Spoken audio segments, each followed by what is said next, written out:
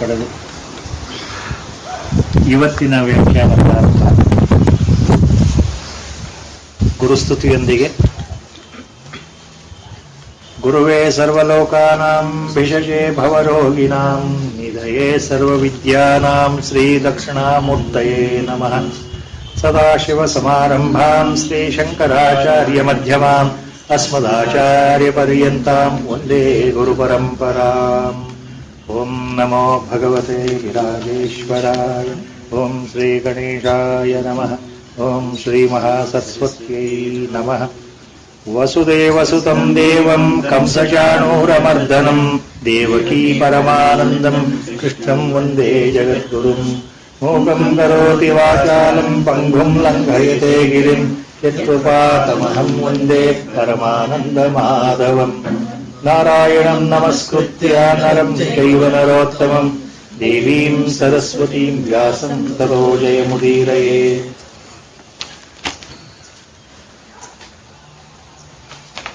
ಏಳನೇ ಅಧ್ಯಾಯ ಕೊನೆ ಭಾಗಕ್ಕೆ ಬಂದಿದ್ದೇವೆ. ಹೋದ ಸಲದ ಇದರಲ್ಲಿ ಜ್ಞಾನ ವಿಜ್ಞಾನ ಯೋಗದ ಕೊನೆಯ ಶ್ಲೋಕಗಳು.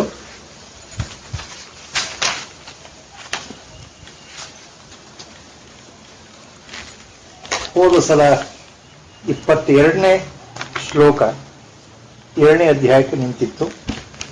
Commentary of ಮಹಾತ್ಮನ್ಸ್.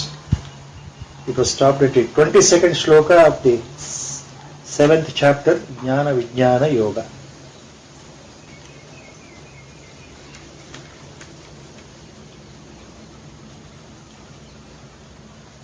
In the last 2-3 shlokas last time, as it was explained by Mahatmans, ಬಹಳ ಮುಖ್ಯವಾದ ವಿಷಯ ಏನಿತ್ತು ಅಂದ್ರೆ ಹೋದ ಸಲ ಹೇಳಿದ್ದು, ಸಾಮಾನ್ಯವಾಗಿ ಪ್ರಪಂಚದಲ್ಲಿ ಜನಗಳು ಯಾವ ರೀತಿ ತಮ್ಮ ದೇವತಾರಾಧನೆ ಮಾಡ್ತಾರೆ ಅಂದ್ರೆ, ಆಯಾ ದೇವತೆಗಳ ಮೇಲೆ ಮನಸ್ಸಿಟ್ಟು ಆಯಾ ದೇವತೆಗಳನ್ನ ತಮ್ಮ ಆರಾಧ್ಯ ದೇವತೆ ಅಂತ ತಿಳ್ಕೊಂಡು ಆಯಾ ದೇವತೆಗಳನ್ನ ಯಥಾಶಕ್ತಿಯಾಗಿ ಎಲ್ಲ ರೀತಿಯ ಉಪಾಸನೆಗಳನ್ನ, ಕಠೋರವಾದ ವೃತಾಚರಣೆಯನ್ನ, ವೇದಗಳಲ್ಲಿ ಹೇಳಿದರು ಹಾಗೆ ಯಜ್ಞ ಹೋಮಗಳನ್ನ, ಅನುಷ್ಠಾನವನ್ನು ಮಾಡ್ತಾ ಇರ್ತಾರೆ. ಬೇರೆ ಬೇರೆ ದೇವತೆಗಳನ್ನ ಕುರಿತು ಬೇರೆ ಬೇರೆ ಫಲಗಳನ್ನ ಬಯಸಿ ಮಾಡ್ತಾ ಇರ್ತಾರೆ. ಇದು ಭಗವಂತ ಅರ್ಜುನನಿಗೆ ಹೇಳ್ತಾರೆ ಮಾತು. ಯಾವ ದೇವತೆಗಳನ್ನ ಅವರು ಸೇವಿಸಿದ್ರು ಮೂಲದಲ್ಲಿ ಅವರಿಗೆ ಆಯಾ ದೇವತೆಯಲ್ಲಿ ಏನು ಇಷ್ಟ, ಆ ಒಂದು ಆದರ ಪ್ರೀತಿ ಬರುತ್ತೆ, ಭಕ್ತಿ ಬರುತ್ತೆ, ಅದಕ್ಕೆ ನಾನೇ ಕಾರಣಪ್ಪ ಅಂತ ಭಗವಂತ ಹೇಳಿ, ಅದು ಹಿಂದೆ ಹೇಳಿದ ಮಾತುಗಳು ಬಹಳ ವಿಶದವಾಗಿ ಮೊದಲೇ ಹೇಳಿಬಿಟ್ಟಿರೋದ್ರಿಂದ ಮತ್ತೆ ಮತ್ತೆ ಅದನ್ನು ಹೇಳಬೇಕಾಗಿಲ್ಲ.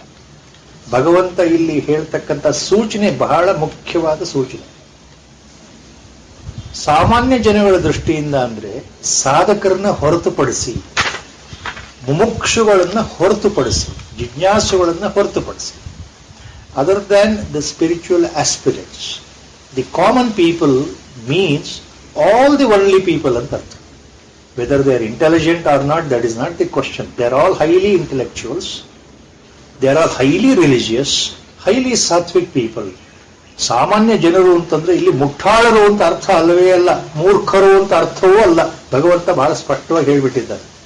ಸಾಮಾನ್ಯ ಜನರು ಅಂತಂದ್ರೆ ದೇವರಲ್ಲಿ ನಂಬಿಕೆ ಇಟ್ಟಿರ್ತಕ್ಕಂಥವರು, ಶ್ರದ್ಧೆ ಇಟ್ಟಿರ್ತಕ್ಕಂಥವರು, ದೇವರ ಉಪಾಸನೆಯನ್ನು ಮಾಡತಕ್ಕಂಥವರು, ಸಾತ್ವಿಕ ಗುಣ ಸಂಪನ್ನರು.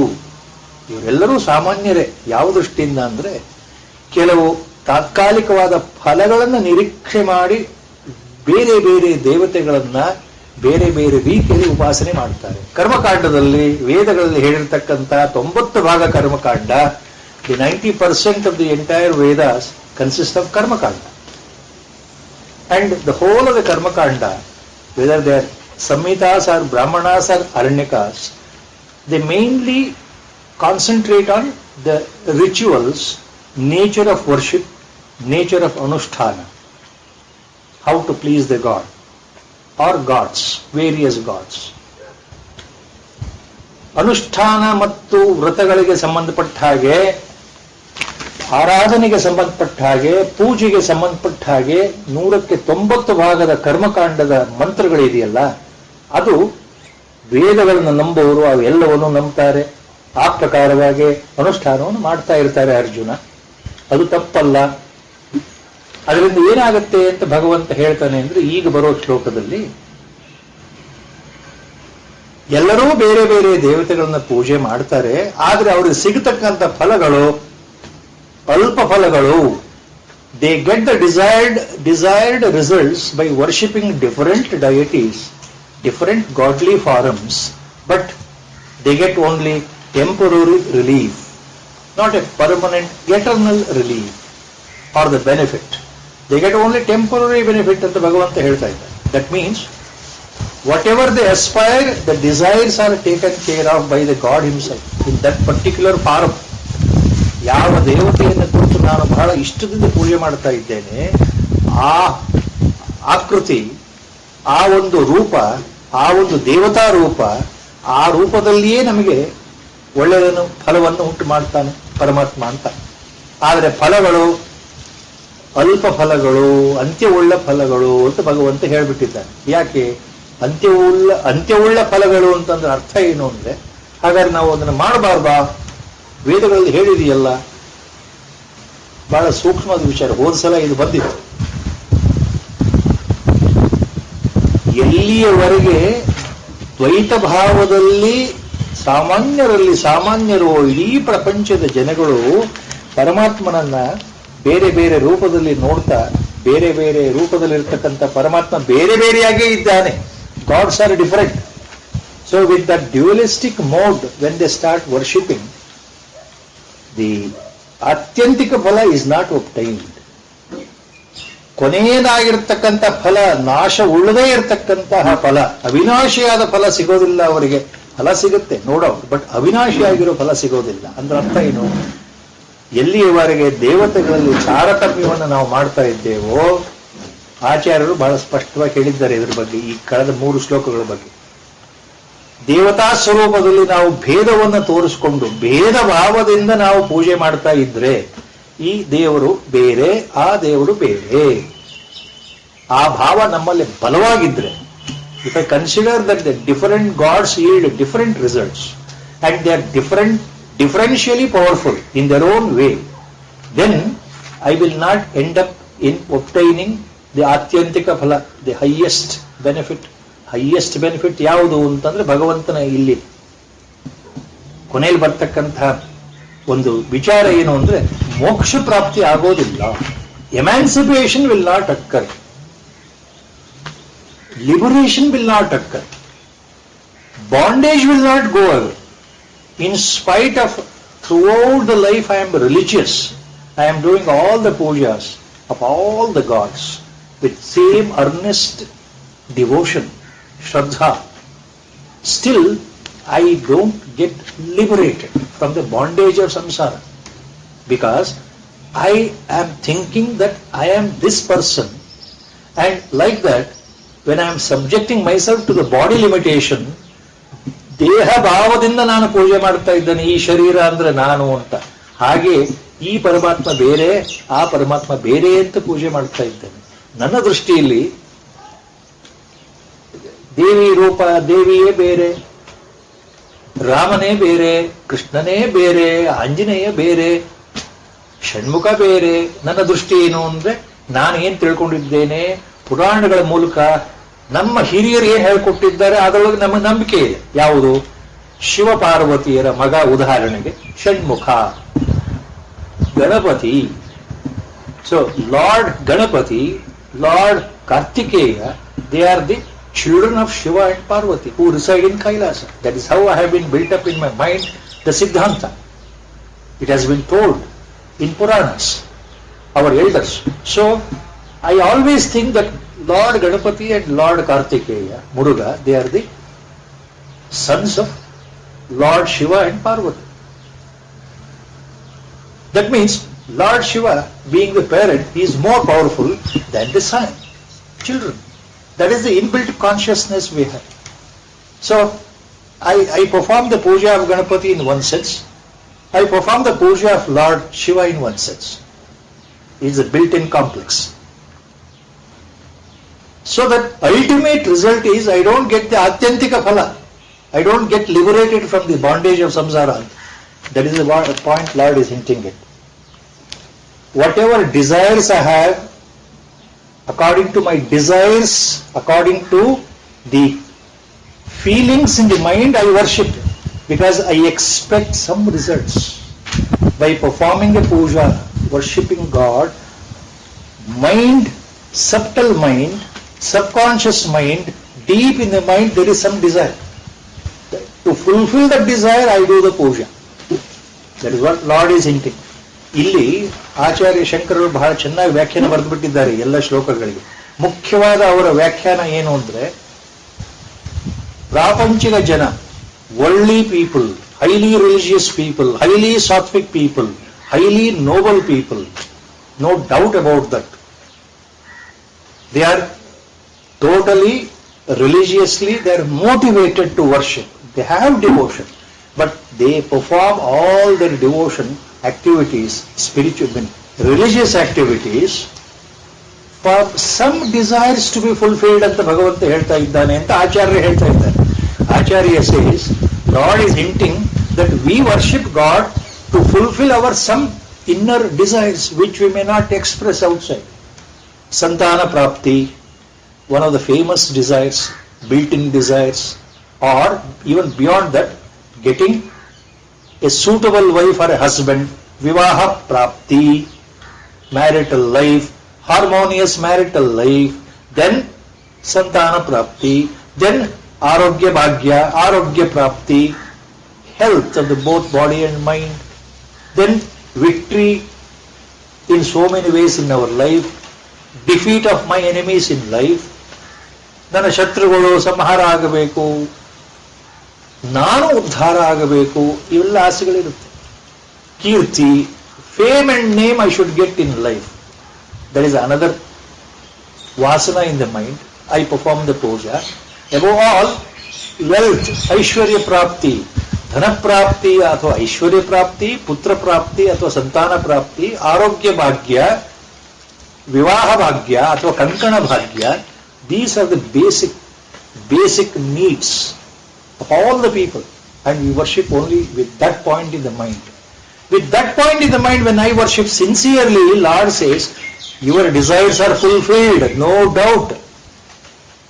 ನಾವು ಯಾವ ಭಾವದಿಂದ ಪೂಜೆ ಮಾಡಿದ್ರು, ನನ್ನ ಪೂಜೆ ಸರಿಗಿದ್ರೆ, ನನ್ನ ಅನುಷ್ಠಾನ ಸರಿಗಿದ್ರೆ, ನನ್ನ ಆರಾಧನೆ ಸರಿಗಿದ್ರೆ, ದೇವರು ಆ ರೂಪದಲ್ಲೇ ನಮಗೆ ಒಲಿತಾನೆ, ಭಗವಂತ ಹೇಳ್ತಾರೆ ಮಾತು. And he fulfils our desires. But at the same time he says it is short lived. The effect, the reward given by the god is short lived. It is not the permanent reward. What is the permanent reward? Escaping from this life and death itself. ಮತ್ತೆ ಇನ್ನೊಮ್ಮೆ ನಾವು ಹುಟ್ಟು ಬರಬಾರದು ಅನ್ನೋ ದೃಷ್ಟಿಯಿಂದ ನಾವು ಮಾಡೋದಾದ್ರೆ ಆಗ ನಮಗೆ ನಿಜವಾದ ಅಧ್ಯಾತ್ಮದ ಅರಿವು ಬಂತು ಅಂತ. ಮನಸ್ಸು ಆ ಕಡೆ ಇರೋದಿಲ್ಲ, ಮನಸ್ಸು ಮೋಕ್ಷದ ಕಡೆಗೆ ಇರೋದಿಲ್ಲ. Mind is not geared up towards emancipation. That is why the results what God gives as a boon, they are short-lived for this life only. Or some other religious people, highly sattvic people, they perform pujas or rituals for another purpose. Not only betterment of the life here while they are living on the earth, also for the betterment of their future life after death. ದೇಹ ಮರಣದ ನಂತರ ನಮಗೆ ಉತ್ಕೃಷ್ಟವಾದ ಲೋಕಗಳು ಸಿಗಬೇಕು, ದೇವತಾ ಲೋಕಗಳು ಸಿಗಬೇಕು, ತಪೋಲೋಕ, ಜನಲೋಕ, ಮಹರ್ಲೋಕ, ಈ ತರ ಲೋಕಗಳ ಪ್ರಾಪ್ತಿಯಾಗಬೇಕು, ದೇವತಾ ಲೋಕಗಳ ಅಥವಾ ಸ್ವರ್ಗ ಸಿಗಬೇಕು. ಸಿಂಪಲ್ ಆಗಿ ಹೇಳೋದು, ಸ್ವರ್ಗ ಅನ್ನೋ ಒಂದೇ ಒಂದು ಶಬ್ದ. ಸ್ವರ್ಗದಲ್ಲಿ ಮತ್ತೆ ಬೇರೆ ಬೇರೆ ವಿಧಗಳು ಬರುತ್ತಲ್ಲ, ನಮಗೆ ಸ್ವರ್ಗ ಪ್ರಾಪ್ತಿ ಆಗಬೇಕು. ಯಾಕೆ ಸ್ವರ್ಗ ಪ್ರಾಪ್ತಿ ಆಗಬೇಕು? ದೇವತೆಗಳ ಹಾಗೆ ನಾವು ಇರಬೇಕು. ಯಾಕೆ ಇರಬೇಕು? ದೇವತೆಗಳಿಗೆ ಯಾವ ಸಂಕಟವೂ ಇಲ್ಲ, ದೇವತೆಗಳಿಗೆ ಆಹಾರ ಭಯ ಇಲ್ಲ, ಅಥವಾ ಇನ್ಯಾವುದೇ ತೊಂದರೆ ಇಲ್ಲ, ಅವರಿಗೆ ವಯಸ್ಸಾಯಿತು ಅನ್ನೋ ಭಯ ಇಲ್ಲ, ಸದಾ ಯೌವನದಲ್ಲಿರ್ತಕ್ಕಂತಹ, ಹಸಿವು ನೀರಡಿಕೆ ಇಲ್ಲೇ ಇರತಕ್ಕಂತಹ ಸ್ಥಿತಿ, ಸದಾ ಆನಂದದಲ್ಲಿರ್ತಕ್ಕಂತಹ ಸ್ಥಿತಿ, ಸರ್ವಕಾಲವೂ ಆನಂದವಾಗಿರ್ತಕ್ಕಂಥ ಸ್ಥಿತಿ, ಅದು ದೇವತಾ ಸ್ಥಿತಿ. They don't go in search of food or water because they don't feel hungry at all. They don't feel thirsty at all. They are always eternally youthful and they are always in the state of higher bliss. When you reach that state, nothing else is required. So people want to be like that in Swargaloka or in Devata Loka. So for that also they perform the rituals. Even that is temporary. That's what Lord is hinting. Yake andre, now we are coming to the today's 23rd shloka. 23rd and 24th, now it gives the picture very clearly. Antavantu phalam tesham tadbhavati alpamedasam tadbhavati alpamedasam tadbhavati alpamedasam antavantu phalam tesham tadbhavati alpamedasam devam deva yajo yanti madbhakta yanti mamapi. 23rd shloka. Now he is giving the correct picture here. ನಮಗೆ ಭಗವಂತ ಏನು ಹೇಳ್ತಾ ಇದ್ದಾನೆ ಅಂದ್ರೆ, ಎಲ್ಲಾ ದೇವತೆಗಳ ಪೂಜೆಯನ್ನು ನೀನು ಬೇರೆ ಬೇರೆಯಾಗಿ ಮಾಡಿದ್ರು ಅದರಿಂದ ನೀನು ಉದ್ಧಾರ ಆಗಲ್ಲ ಆಧ್ಯಾತ್ಮಿಕ ದೃಷ್ಟಿಯಿಂದ. ಯಾಕೆ ಅಂತ ಹೇಳ್ತಾ ಇದ್ದಾನೆ. ಯಾಕೆ ಉದ್ಧಾರ ಆಗಲ್ಲ ಮನುಷ್ಯ? ಇಲ್ಲಿ ಬಹಳಷ್ಟು ಪ್ರಶ್ನೆಗಳು ಬರುತ್ತೆ. ವ್ಯಾಖ್ಯಾನದಲ್ಲೆಲ್ಲ ಬಹಳ ಬಹಳ ಬಹಳ ಇದೆ. ಏನಂದ್ರೆ, ಏನಪ್ಪ ಭಗವಂತ ಹೀಗೆ ಹೇಳ್ತಾ ಇದ್ದಾನಲ್ಲ, ಎಲ್ಲಾ ದೇವರನ್ನು ಪೂಜೆ ಶ್ರದ್ಧೆಯಿಂದ ನೀನು ಮಾಡು, ಆ ದೇವತೆಗಳ ರೂಪ ನಾನೇ ಆಗಿದ್ದೇನೆ ಅಂತ ಮೊದಲು ಹೇಳಿಬಿಟ್ಟು, in whatever forum you worship God, I am there in the same forum. I induce you to develop that fervor, belief, devotion towards that forum only. That's what he said in the beginning. Now what is he saying? Antavantu phalam tesham tad bhavati alpamedasam.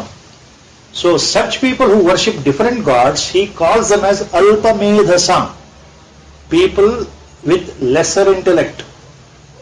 ಅಲ್ಪ ಬುದ್ಧಿ ಉಳ್ಳವರು ಅಂದ್ರೆ ವಿವೇಕಹೀನರು ಅಂತ ಅರ್ಥ ಆಗತ್ತೆ, ಪ್ರಜ್ಞಾಹೀನರು ಅಂತ ಅರ್ಥ ಆಗತ್ತೆ.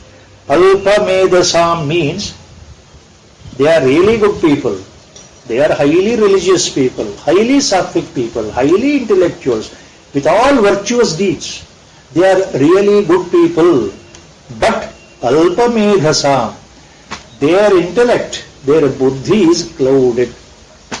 ಅಲ್ಲಿ ವಿವೇಕ ಪ್ರಜ್ಞೆ ಸಂಪೂರ್ಣವಾಗಿ ಜಾಗೃತ ಆಗಿಲ್ಲ. ದೇರ್ ವಿವೇಕ, the real spiritual hunger not risen. So they are ಅಲ್ಪಮೇಧಸ. ವೈ ದೇ ಆರ್ ಅಲ್ಪಮೇಧಸ? Because they are differentiating that gods are different. Different gods will yield different results when you worship. If I go to Lord Muruga, if I worship, I get this benefit. If I worship Ganapati, I get this benefit. If I worship Mahalakshmi, I get this benefit. If I worship Chamundi or Durga Parameshwari, I get this benefit. That is how the Puranas explain, Adhvaryus explain, Vedic scholars explain, Purohits explain, and we go accordingly. So when we are considering that each god form is different, that means we don't know the reality. ನಮಗೆ ಭಗವಂತ ಒಬ್ಬನೇ ಒಂದೇ ವಸ್ತು ಬ್ರಹ್ಮತತ್ವವನ್ನು ಕಲ್ಪನೆ ಇಲ್ಲ ತಲೆಯಲ್ಲಿ ಎನ್ನುವ ಅರ್ಥ. ಭಗವಂತ ಅದನ್ನು ಹೇಳ್ತಾ ಇದ್ದಾನೆ. ಆದ್ದರಿಂದ ಇವರು ಅಲ್ಪ ಬುದ್ಧಿ ಉಳ್ಳವರಪ್ಪ ಅರ್ಜುನ. ಇಂತಹ ಅಲ್ಪ ಬುದ್ಧಿ ಉಳ್ಳವರು ಅಂದ್ರೆ ಅರ್ಥ ಏನು? ದೇವರುಗಳು ಬೇರೆ ಬೇರೆ ಇದ್ದಾರೆ. ಒಬ್ಬ ದೇವರಿಗೂ ಇನ್ನೊಬ್ಬ ದೇವರಿಗೂ ವ್ಯತ್ಯಾಸ ಇದೆ. ಒಬ್ಬರ ದೇವರು ಮತ್ತು ಕೊಡ್ತಕ್ಕಂಥ ಫಲಗಳನ್ನ ಇನ್ನೊಬ್ಬ ದೇವರು ಬೇರೆ ರೀತಿಯಲ್ಲಿ ಕೊಡ್ತಾನೆ.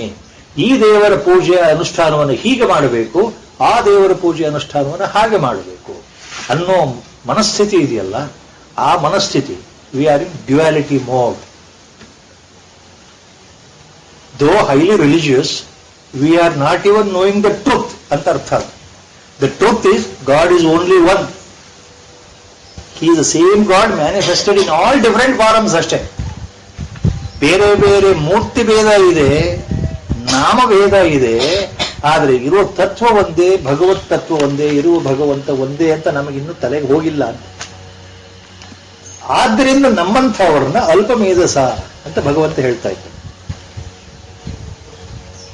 ಯಾಕೆ ಅಂದ್ರೆ ನಾವು ಮಾಡೋ ಪೂಜೆಗಳು ಅಥವಾ ಅನುಷ್ಠಾನ ವ್ರತಾಚರಣೆ ಇದೆಯಲ್ಲ, ಯಾವುದೋ ನಮ್ಮ ಆಸೆಗಳನ್ನ ಪೂರೈಸ್ಕೊಳ್ಳಕ್ಕೆ ಆಸೆಗಳ ಪೂರೈಕೆ ಆಗುತ್ತೆ, ಆದ್ರೆ ಅದರ ಫಲ ಶಾಶ್ವತ ಅಲ್ಲ.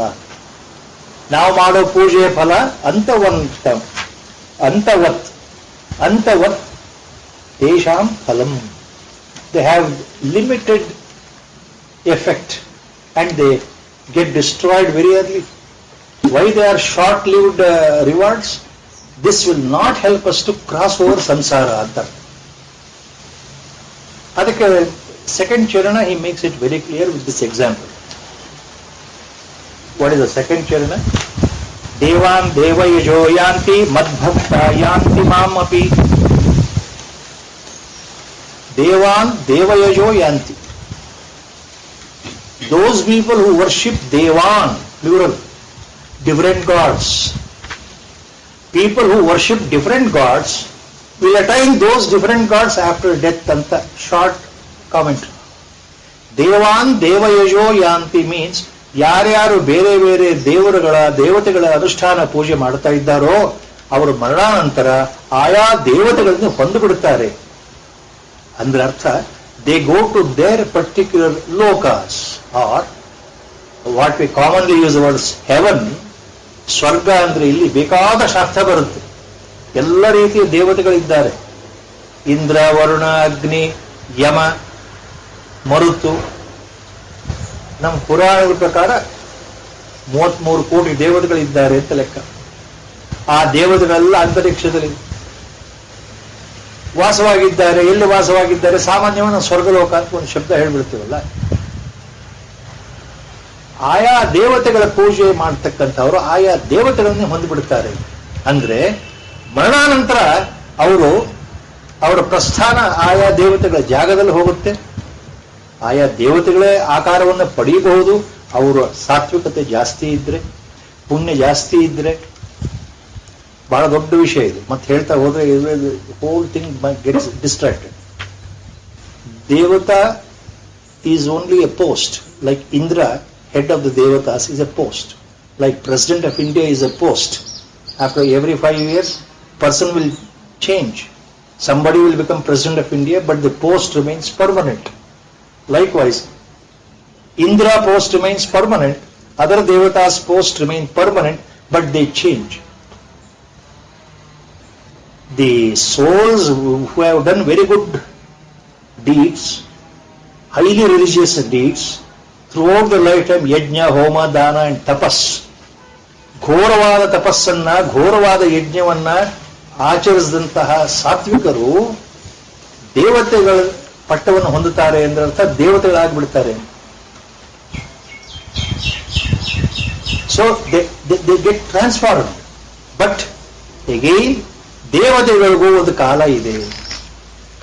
They can't remain permanently in the same form. After the expenditure of their punya phala, what they have done here in human life, human birth, once that karma ends there, then they will be thrown out back to the earth only, again as human beings, are depending on their karmas as animals also. ತಮ್ಮ ಪುಣ್ಯ ಫಲಗಳು ಕ್ಷೀಣವಾದ ನಂತರ ದೇವತಾ ಸ್ಥಾನದಲ್ಲಿರ್ತಕ್ಕಂತಹ ಜೀವರು ಮತ್ತೆ ಪುನಃ ಭೂಮಿಗೆ ಮರಳುತ್ತಾರೆ, ಸಂಸಾರಕ್ಕೆ ಮರಳುತ್ತಾರೆ. ಈ ಚಕ್ರವನ್ನು ತಪ್ಪಿಸ್ಕೊಂಡು ಹೋಗಲಿಕ್ಕೆ ಸಾಧ್ಯ ಇಲ್ಲ, ದೇವತೆಗಳಿಂದಲೂ ಸಾಧ್ಯ ಇಲ್ಲ ಅಂತ ಅರ್ಥ. ಇದನ್ನೇ ಭಗವಂತ ಮುಂದೆ ಬರುತ್ತೆ 9ನೇ ಅಧ್ಯಾಯದಲ್ಲಿ ಒಂದ್ ಕಡೆ ಬಹಳ ಸ್ಪಷ್ಟವಾಗಿ ಗುರುಗಳು ಅದನ್ನು ಯಾವಾಗಲೂ ಹೇಳ್ತಾ ಇದ್ರು. Lord same point says litre in the 9th chapter.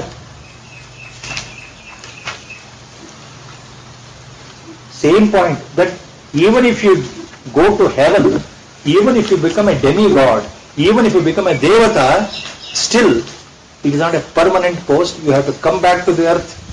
Again you should become a human being. You must come back to the earth. Kshine punya martyalokam vishanti. That is how the shloka commences. Kshine punye martyalokam vishanti.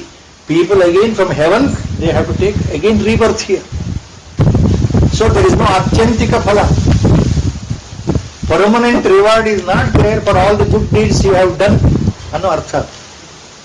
So devan devayajo yanti.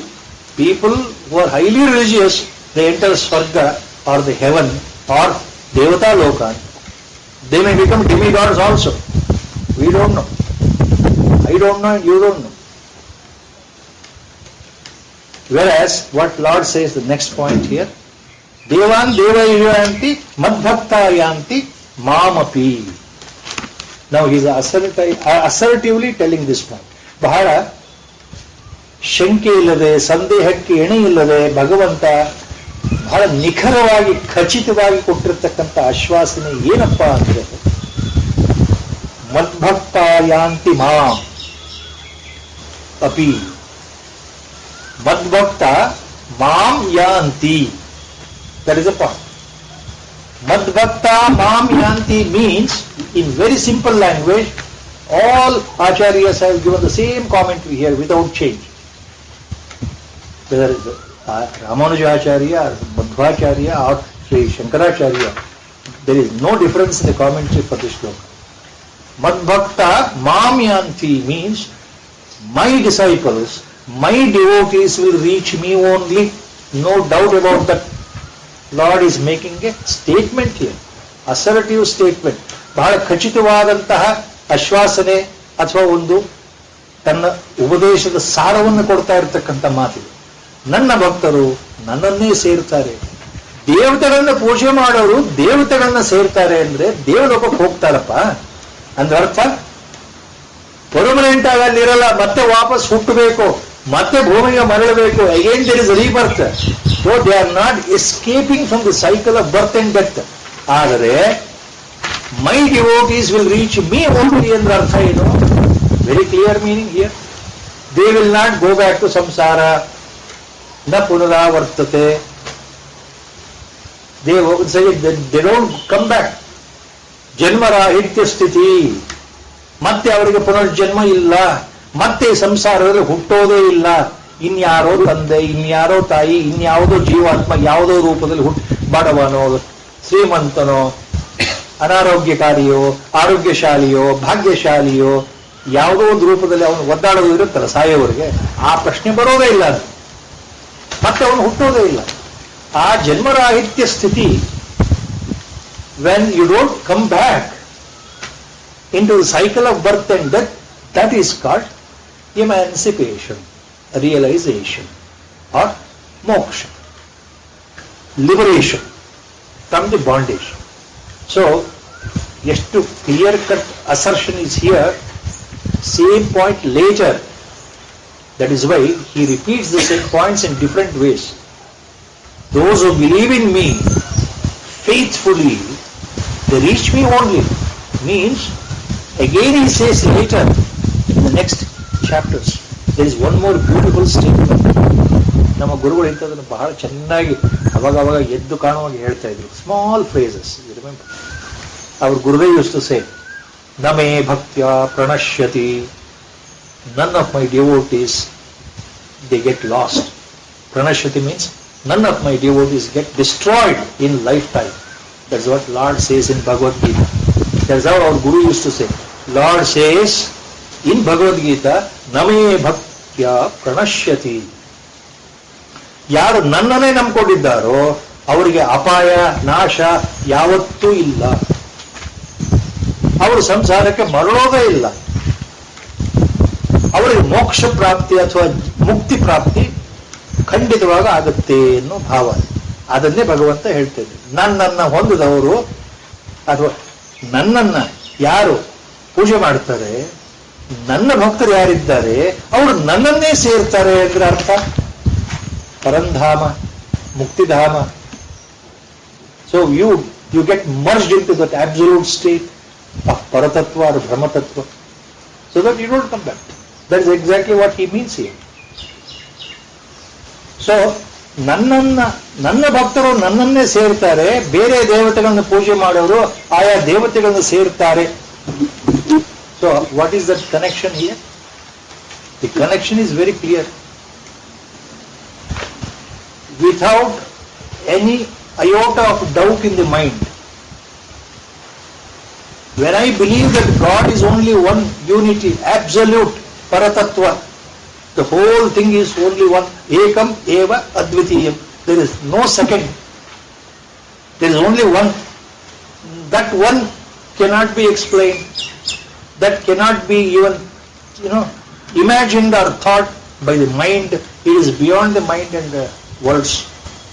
So, that one, what we call as God, supreme power, supreme consciousness, Parama Chaitanya, Paramatma, whatever name, Atma Swarupa, Parabrahma Swarupa, Parabrahma Tattva, Atma Tattva, Guru Tattva, all these names imply the same thing. There is only one. And when I know clearly, ವಿಜ್ಞಾನಮಯ ಕೋಶದಲ್ಲಿ ಬುದ್ಧಿನಲ್ಲಿ ಇದು ಬಹಳ ಸ್ಪಷ್ಟವಾಗಿ ಮೊದಲು ಕಲ್ಪನೆಗೆ ಬರಬೇಕು, ಅನುಭವಕ್ಕೆ ಬರಬೇಕು. ಇರುವ ಪರಮಾತ್ಮ ಒಬ್ಬನೇ. ಆ ಪರಮಾತ್ಮನೇ ಸೃಷ್ಟಿಕಾಲದಲ್ಲಿ ಪ್ರಪಂಚವಾಗಿ ತೋರ್ಕೊಂಡಿದ್ದಾನೆ. ದ ಸೇಮ್ ಪರಮಾತ್ಮ is responsible for the creation and all these forms are nothing but his own manifestation. He is there in and out. ಆತನು ಒಳಗೆ ಹೊರಗೆ ಎಲ್ಲ ಕಡೆ ಸುತ್ತಕೊಂಡಿದ್ದಾನೆ. ಇಡೀ ಬ್ರಹ್ಮಾಂಡವನ್ನೇ ಆವರಿಸಿದ್ದಾನೆ, ಒಳಗೆ ಮತ್ತೆ ಹೊರಗೆ. Both inside, both within and without outside. wherever we think only he is present. He, we are using the word he, which Upanishads calls only tat. Beyond that the Upanishads will not say anything about, because criteria to explain Paramatma Tattva is not possible even for Vedas. ಪರಮಾತ್ಮ ಏನು ಅಂತ ಹೇಳಕ್ಕೆ ವೇದಗಳಿಗೆ ಸಾಧ್ಯ ಇಲ್ಲ, ಅಂದ್ರೆ ಉಪನಿಷತ್ತಿಗೆ ಸಾಧ್ಯ ಇಲ್ಲ. ಆದ್ರಿಂದ ಬರೀ ಅದು ಅಂತ ಹೇಳ್ತಾ ಇದೆ ಉಪನಿಷತ್ತು. ಅದು ನೀನು ಅದೇ ಆಗಿದ್ದೀಯಪ್ಪ ಅಂದ್ರೆ ನಿನ್ನ ಒಳಗಿರ್ತಕ್ಕಂಥ ಚೈತನ್ಯ, ಆ ಪರಮ ಚೈತನ್ಯ ಮತ್ತು ಇಡೀ ವಿಶ್ವದಲ್ಲಿ ಬ್ರಹ್ಮಾಂಡದಲ್ಲಿರ್ತಕ್ಕಂಥ ಚೈತನ್ಯ ಎರಡೂ ಒಂದೇ. ಎರಡೂ ಒಂದೇ. There is no difference. ಈ ತತ್ವ ಯಾರಿಗೆ ಅರ್ಥ ಆಗಿದೆಯೋ, ಈ ತತ್ವಜ್ಞಾನ ಯಾರ ತಲೆಗೆ ಸರಿಯಾಗಿ ಹೋಗಿದೆಯೋ ಅಂಥವರು ನನ್ನ ಭಕ್ತರು, ಪರಮಾತ್ಮನನ್ನೇ ಧ್ಯಾನ ಮಾಡ್ತಾರೆ ಅಂದ್ರೆ ಅದು ಅರ್ಥ. ಯಾವ ಇಷ್ಟ ದೇವತಾ ರೂಪದಲ್ಲಿ ನೀವು ಪೂಜೆ ಮಾಡಿದರು ಅಥವಾ ಧ್ಯಾನ ಮಾಡಿದರು, ಅನುಷ್ಠಾನ ಮಾಡಿದರು, ವ್ರತವನ್ನ ಮಾಡಿದರು, ಜಪವನ್ನ ಮಾಡಿದರೂ ಸಹ ಪರಮಾತ್ಮ ಒಬ್ಬನೇ. ನಾನು ಈ ರೂಪದಲ್ಲಿ ಆತನನ್ನು ಕಾಣ್ತಾ ಇದ್ದೇನೆ ಅಷ್ಟೇ ಹೊರತು ಈ ರೂಪವೂ ಅಲ್ಲ. ಈ ರೂಪಕ್ಕೂ ಹಿಂದಿರ್ತಕ್ಕಂಥ ಪರಮಾತ್ಮ, ಪರಮಾತ್ಮ ತತ್ವ ಅದು ನಾನು, ನನ್ನ ಒಳಗಿರೋ ತತ್ವ. ಆ ತತ್ವ ಬೇರೆ ಅಲ್ಲ, ಒಳಗಿರೋ ತತ್ವ ಬೇರೆ ಅಲ್ಲ. ಈ ಭಾವ ಸರಿಯಾಗಿ ಜಾಗೃತ ಆಗಿದೆ. ಎಲ್ಲ ರೂಪಗಳು ಒಂದೇ, ಪರಮಾತ್ಮನ ಎಲ್ಲಾ ಅಭಿವ್ಯಕ್ತಿಗಳು ಒಂದೇ, ಒಳಗಿರೋ ತತ್ವ ಒಂದೇ. ಇದು ನಮ್ಮ ಸರಿ ತಲೆಗೆ ಹೋಗ್ಬಿಟ್ರೆ, when we don't differentiate in duality mode, when you stop worshipping different gods for the benefit of different types of desires, giving up all such desires, worshipping God means devotion towards one God. That devotion is absolutely with least expectation. ಯಾವುದೇ ಆಸೆ ಇಲ್ಲದೆ ಆಚಾರ್ಯ ಭಗವತ್ಪಾದರು ಯಾವಾಗಲೂ ಹೇಳ್ತಾರೆ ಮಾತು, ಕೇವಲ ಈಶ್ವರಾರ್ಪಣ ಬುದ್ಧಿಯಿಂದ ಕೇವಲ ಪರಮಾತ್ಮನಿಗೋಸ್ಕರ ಪ್ರೀತಿಸೋದು. You have to love the God for the sake of God only. We show the devotion for the sake of devotion, not expecting anything else, not expecting any reward. When that is our way of devotion, then what Lord says, mad bhakta maam yanti. Antaha nanna bhaktaru avu ananya bhaktaru. They will reach me only after the body falls, after the death. They reach me only, Arjuna. Remember this. That is the point here.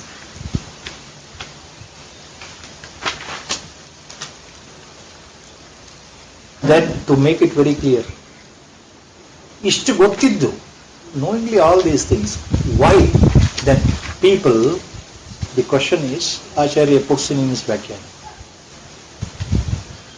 why people knowingly all these things don't worship God in a single form, that means God is only one. ಇದೆಲ್ಲ ಗೊತ್ತಿದ್ದು ಇಷ್ಟು ಸುಲಭದಲ್ಲಿ ಅರ್ಥ ಆಗೋದಾದ್ರೆ ಜನಗಳು ಬೇರೆ ಬೇರೆ ದೇವತೆಗಳನ್ನ ಬೇರೆ ಬೇರೆ ರೀತಿಯಲ್ಲಿ ಯಾಕೆ ಪೂಜೆ ಮಾಡ್ತಾರೆ? ಅವ್ರಿಗೆ ಯಾಕೆ ಅರ್ಥ ಆಗ್ತಾ ಇಲ್ಲ? Why people have become ಅಲ್ಪಮೇಧಸ?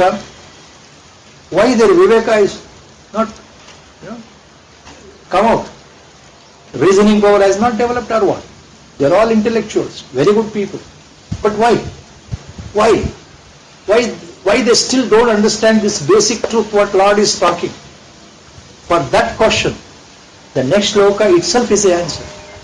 Lord gives the answer for that question in the next shloka. Avyaktam vyaktimapannam manyante mam abuddhayah. Avyaktam vyaktim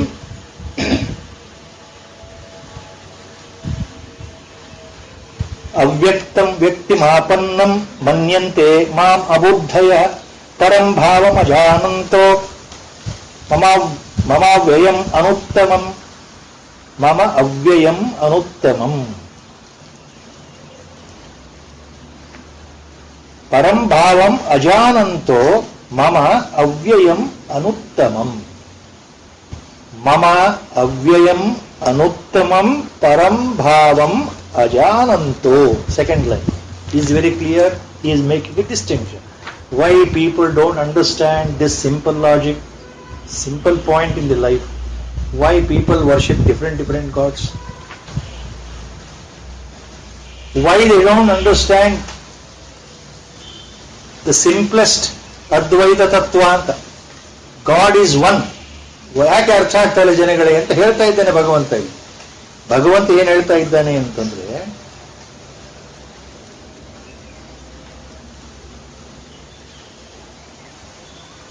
ಅಬುದ್ಧಯ ಮಾಂ ಅವ್ಯಕ್ತಂ ವ್ಯಕ್ತಿಂ ಆಪನ್ನಂ ಮನ್ಯಂತೆ.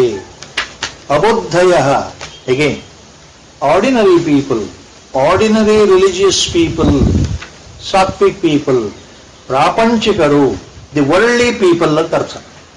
ಸಾಮಾನ್ಯ ಜನರು ಬಹಳ ಬುದ್ಧಿವಂತರು, ಮೇಧಾಶಾಲಿಗಳು ಮತ್ತು Vedic scholars maybe, but most of them, majority of them, he calls them as, just like Alpameda Samla earlier, Abuddhaya.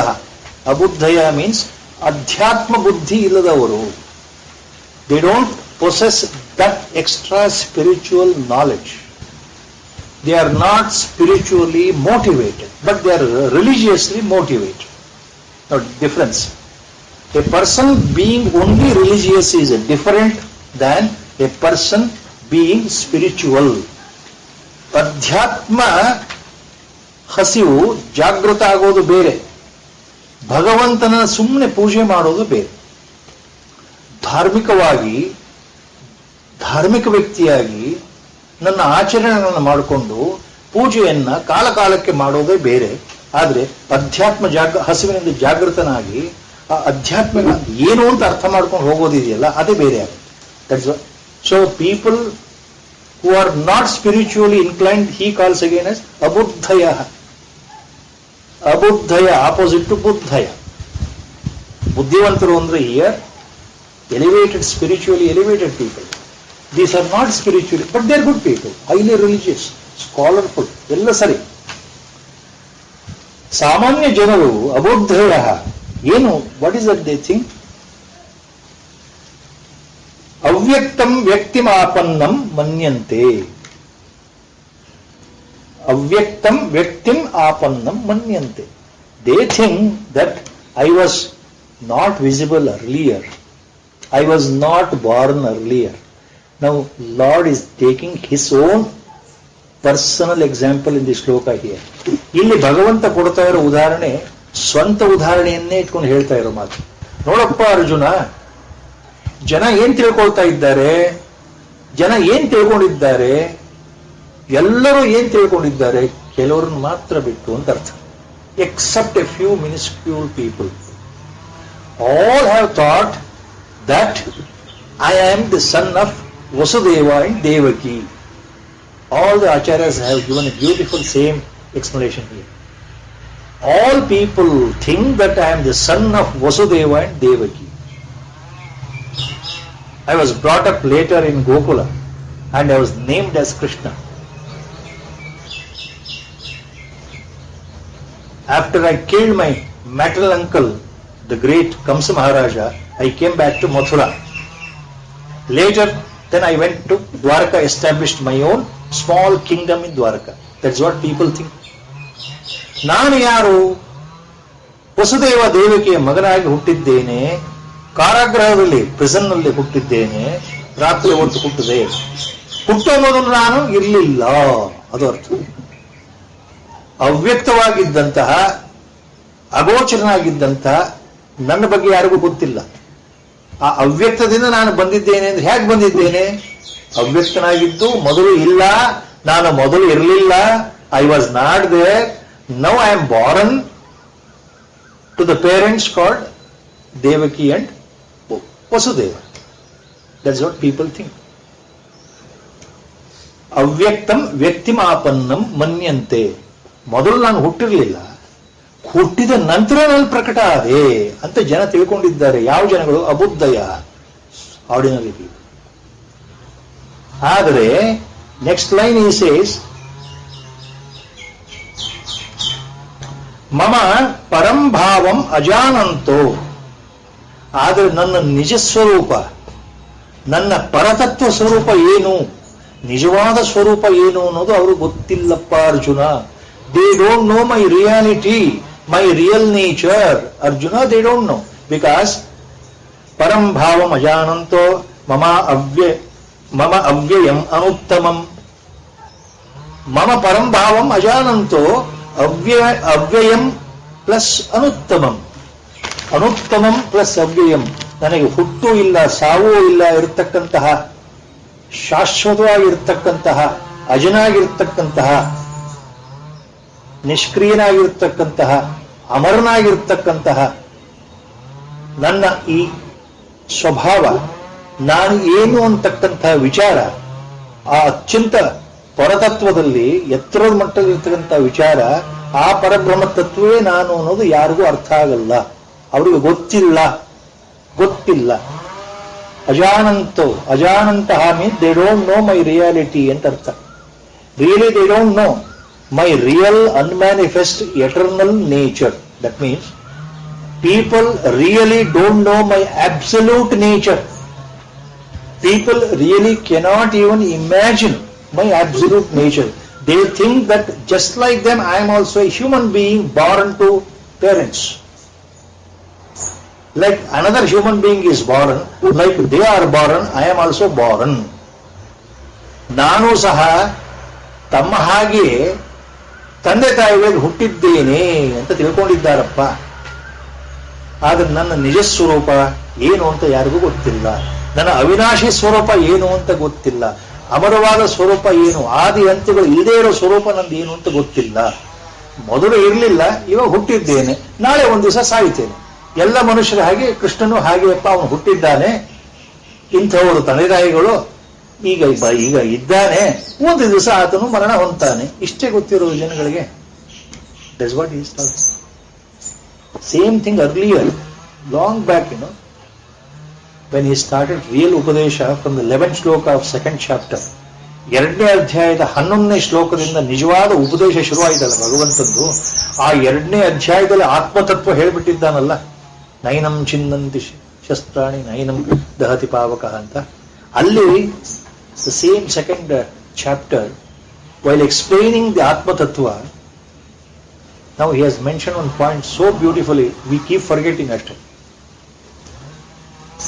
ಅವ್ಯಕ್ತಾದೀನಿ ಭೂತಾನಿ ವ್ಯಕ್ತ ಮಧ್ಯಮ ಭಾರತ ಅವ್ಯಕ್ತ ನಿಧನಾನ್ಯೇವ ತತ್ರ ಕಾ ಪರಿದೇವನ. ಅವ್ಯಕ್ತಾದೀನಿ ಭೂತಾನಿ ವ್ಯಕ್ತ ಮಧ್ಯಾನಿ.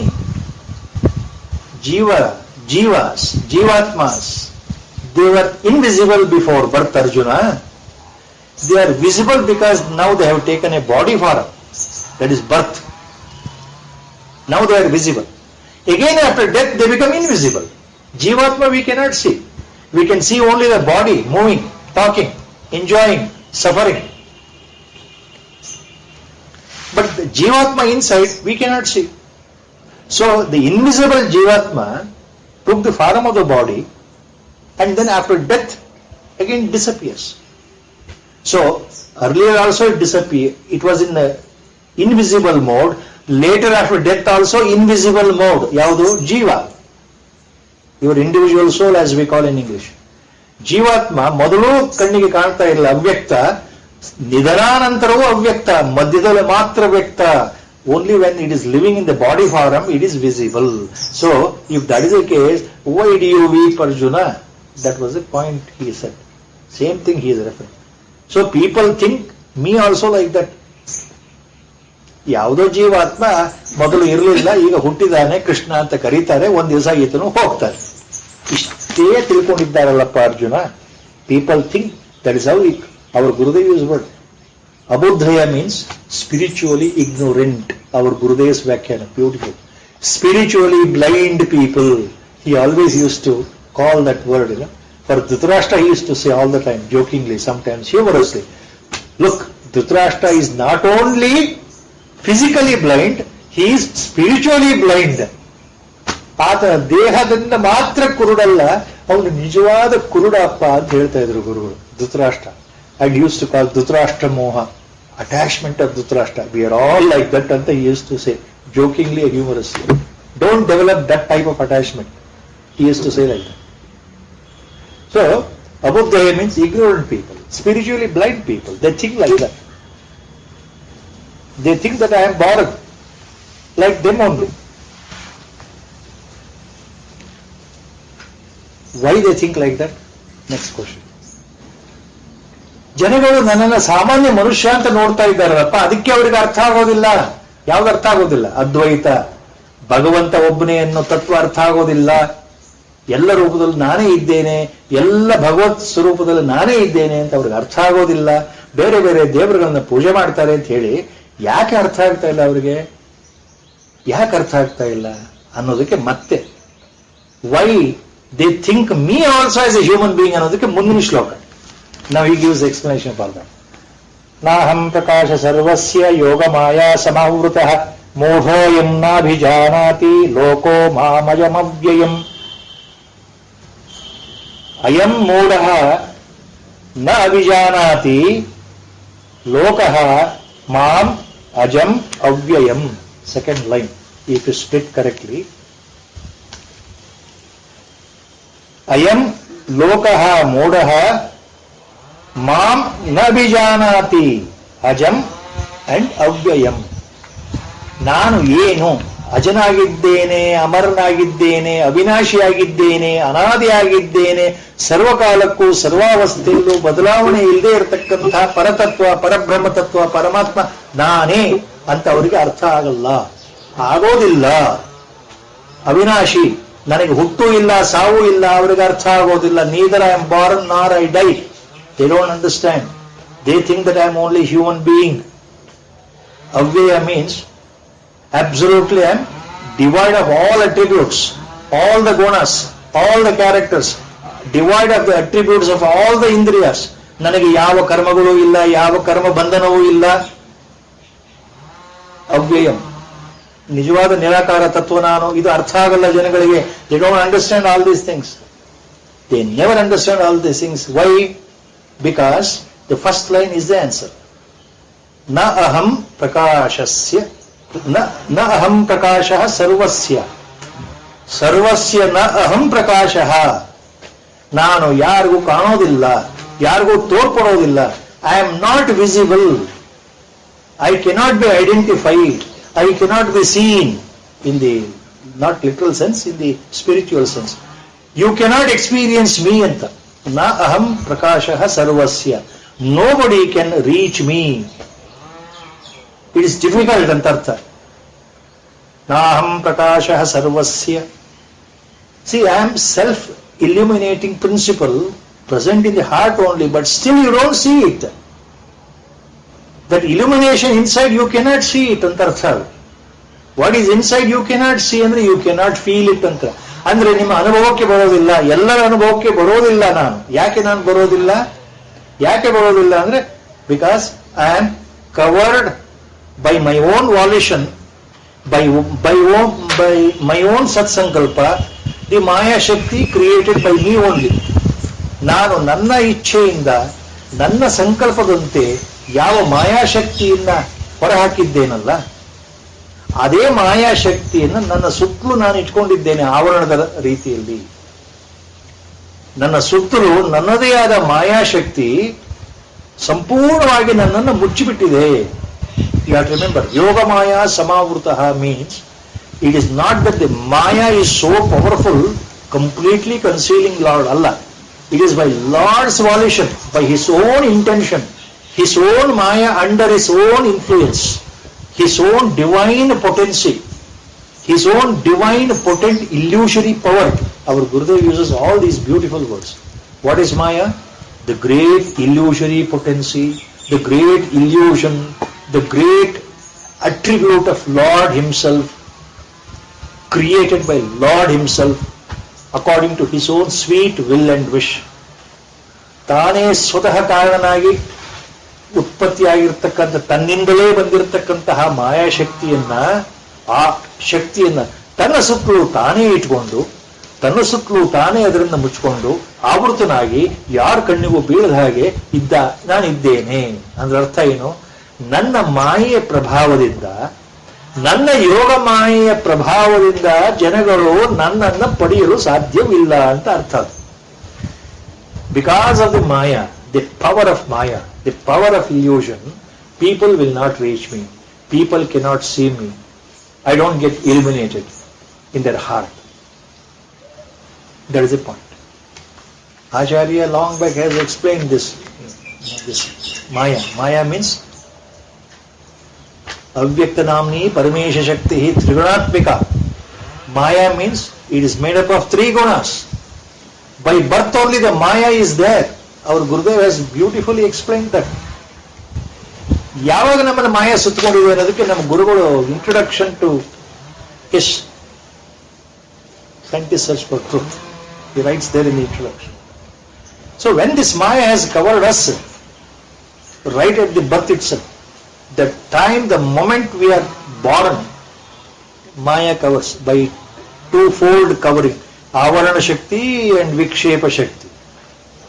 That Maya has covered us right from the birth, it is there till the death. Only by the grace of Sadguru, by the grace of Sadguru, this Maya, or by the grace of God, or by the grace of Atma, this Maya can be removed. You can transgress. Not by your effort. Please remember. ನಮ್ಮ ಸ್ವಪ್ರಯತ್ನದಿಂದ, ನಮ್ಮ ಛಲದಿಂದ ಎಷ್ಟೇ ಘೋರವಾದ ತಪಸ್ಸು ಮಾಡಿದರೂ ಮಾಯೆಯನ್ನು ಗೆಲ್ಲಲಿಕ್ಕೆ ಈ ಮನಸ್ಸಿಗೆ ಸಾಧ್ಯವಿಲ್ಲ. ಮಾಯೆಯನ್ನು ಗೆಲ್ಲೋದಕ್ಕೆ ಈ ಬುದ್ಧಿಗೆ ಸಾಧ್ಯವಿಲ್ಲ. ಈ ಮನೋಮಯ ಮತ್ತು ವಿಜ್ಞಾನಮಯ ಕೋಶಗಳಿಗೆ ಎಂದೆಂದಿಗೂ ಅಸಾಧ್ಯ ಮಾಯೆಯನ್ನು ಗೆಲ್ಲೋದು. ಹಾಗಾದ್ರೆ ನಾವು ಗೆಲ್ಲಕ್ಕಾಗೋದೇ ಇಲ್ವಾ ಅಂತಂದ್ರೆ ಗುರುವಿನ ಕೃಪೆಯಿಂದ, ಸದ್ಗುರುವಿನ ಕೃಪೆಯಿಂದ, ಅಂದ್ರೆ ಪರಮಾತ್ಮನ ಕೃಪೆಯಿಂದ, ಅಂದ್ರೆ ಆತ್ಮನ ಕೃಪೆಯಿಂದ. ಈ ಮೂರು ಒಂದೇ. Please we have to remember, ಆತ್ಮ ಆರ್ ಆತ್ಮತತ್ವ, ಆರ್ ಗುರುತತ್ವ, ಆರ್ ಪರತತ್ವ, all the three are same, only one. ಪರಮಾತ್ಮನ ಕೃಪೆ ಎಂದ್ರು ಒಂದೇ, ಸದ್ಗುರುವಿನ ಕೃಪೆ ಎಂದ್ರು ಒಂದೇ. ಆತನ ಕೃಪೆಯಿಂದ ನಾವು ಮಾಯೆಯನ್ನು ದಾಟಬಹುದೇ ಹೊರತು, ಪರಮಾತ್ಮ ಇಚ್ಛೆ ಪಟ್ಟರೆ ನಾವು ದಾಟಬಹುದೇ ಹೊರತು, ಸದ್ಗುರು ಸಂಕಲ್ಪ ಮಾಡಿ ಹರಿಸಿದರೆ ನಾವು ದಾಟಬಹುದೇ ಹೊರತು, ನನ್ನ ಶಕ್ತಿಯಿಂದ ಮಾಯೆಯನ್ನು ಗೆಲ್ತೀನಿ ಸಾಧ್ಯ ಇಲ್ಲ. ಅದು ಮನುಷ್ಯನ ಬುದ್ಧಿಶಕ್ತಿಯನ್ನ, ಧೀಶಕ್ತಿಯನ್ನ, ಮನಸ್ಸಿನ ಶಕ್ತಿಯನ್ನ ಮೀರುವಂತ ವಸ್ತು. ಪರಮಾತ್ಮನ ವಸ್ತು ಅದು ಹೀಗೆ ಅಂತ ಹೇಳಲಿಕ್ಕೆ ಬರೋದಿಲ್ಲ ಅಂತ ಆಚಾರ್ಯರು ಹೇಳ್ತಾರೆ. ಅನಿರ್ವಚನೀಯ ಶಕ್ತಿ, ಅವ್ಯಕ್ತ ನಾಮ್ನಿ, ಅದಕ್ಕೆ ಹೆಸರಿಲ್ಲ. ಅದು ಸತ್ತು ಅಲ್ಲ, ಅಸತ್ತು ಅಲ್ಲ, ಅದನ್ನು ಹೀಗೆ ಅಂತ ಹೇಳಲಿಕ್ಕೆ ಬರೋದಿಲ್ಲ. ಅದು ಭಗವಂತನಿಂದ ಸ್ವತಂತ್ರವ ಅಥವಾ ಭಗವಂತನಿಗೆ ಅಂಟ್ಕೊಂಡಿರೋದ, ಅದನ್ನೂ ಹೇಳಲಿಕ್ಕೆ ಬರೋದಿಲ್ಲ. ಅದು ಜ್ಞಾನವ ಅಜ್ಞಾನವ, ಅದನ್ನೂ ಹೇಳಲಿಕ್ಕೆ ಬರೋದಿಲ್ಲ. ಅದು ತನ್ನ ಕಾರ್ಯದ ಮೂಲಕ ಮಾತ್ರ ತನ್ನ ಪ್ರಭಾವವನ್ನು ತೋರಿಸ್ಕೊಳ್ಳುತ್ತೆ ಅಂತ ಆಚಾರ್ಯರು ಹೇಳ್ತಾರೆ ವಿವೇಕ ಚೂಡಾಮಣಿಯಲ್ಲಿ. ಕಾರ್ಯಾನುಮೇಯ ಸುದೇವ ಮಾಯ ಯಯಾ ಜಗತ್ ಸರ್ವಮಿದಂ ಪ್ರಸೂಯತೆ. ಈ ಜಗತ್ತೇನು ಉತ್ಪತ್ತಿಯಾಗಿದೆ ಅದೇ ಮಾಯಾಶಕ್ತಿಯ ಮೂಲಕವೇ ಉತ್ಪತ್ತಿಯಾಗಿದೆ ಅಂತ ಅಲ್ಲಿ ವ್ಯಾಖ್ಯಾನ ಕೊಡ್ತಾ ಇದ್ದಾರೆ ಆಚಾರ್ಯರು. ಈ ಜಗತ್ತು ಇದೇ ಮಾಯಾಶಕ್ತಿಯ ಪ್ರಭಾವ, ಪರಮಾತ್ಮನ ಇದೇ ಯೋಗ ಮಾಯ. ಆಚಾರ್ಯರು ಇನ್ನೊಂದು ಉದಾಹರಣೆ ಕೊಡ್ತಾರೆ. ಭಗವಂತ ಹೇಳ್ತಾ ಇದ್ದಾನೆ, ನಾಹಂ ಪ್ರಕಾಶ ಸರ್ವಸ್ಯ. ಯಾಕೆ? Because I am surrounded by my own ಮಾಯಾಶಕ್ತಿ. ಯೋಗ ಮಾಯಾ ಸಮಾವೃತ. ಇದನ್ನ ನಮ್ಗೆ ಅರ್ಥ ಆಗಿದೆ ಅಂತ ಆಚಾರ್ಯರು ಇನ್ನೊಂದು ಶಬ್ದ ಹೇಳ್ತಾರೆ, ಒಂದು ವಾಕ್ಯ ಹೇಳ್ತಾರೆ. ಸೂರ್ಯ ನಮಗೆ ಎಷ್ಟು ಎತ್ತರದಲ್ಲಿದ್ದಾನೆ, ಎಷ್ಟು ಪವರ್ಫುಲ್ ಇದ್ದಾನೆ ಎಲ್ಲರಿಗೂ basic science, you know how large star he is compared to the size of the earth, self-illuminating.